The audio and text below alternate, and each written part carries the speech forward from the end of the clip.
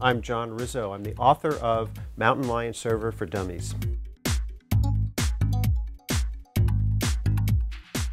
Well, OS X Server started as a small product called AppleShare many years ago, and it was just some software you would install on a Mac to do file sharing. So that Mac would become a central depository for files that everyone on a network, on a local talk network or Apple Talk network could share to.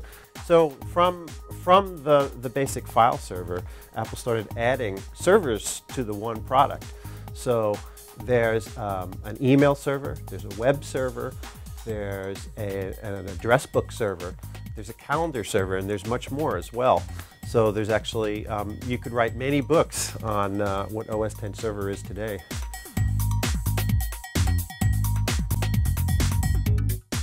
Well, one thing you can do is you can actually manage the software on your iOS devices. People don't think of it as an iOS management system, but your iPads, your iPhones, your iPod Touches, if you have a lot of them, or if you have a lab in a school with a bunch of iPads, you can use OS X Server to distribute software to all these iOS devices and to set permissions on what is allowed to happen on those devices. So you can say, you know, we're going to block access to the App Store so that students don't download Angry Birds to all the iPads. So that is a great feature of OS X Server.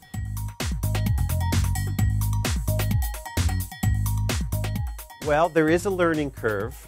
People often don't want to admit that, but there is a learning curve if you know Windows and you don't know Mac. So you have to spend some time learning where things are, how to turn the virtual light switches on, so to speak, and just put some time into it. It's not hard, but it is different than Windows. So there's a little bit of a different mindset. I think that's probably the main thing.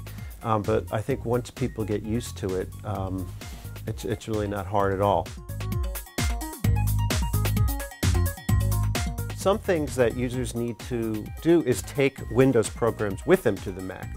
So the Mac has some great virtualization programs for it that allow you to run a Windows application on your Mac. And in the book OS X Server for Dummies, we actually have a special online-only chapter that deals with virtualizing servers, how to put a server on in a virtual machine, and also how to run Windows on your OS X server. The way the book is arranged is that you can just pick out things you need to do. If you don't have to read the whole book, you can just pick out any chapter or even a part of a chapter to find out what you need to do.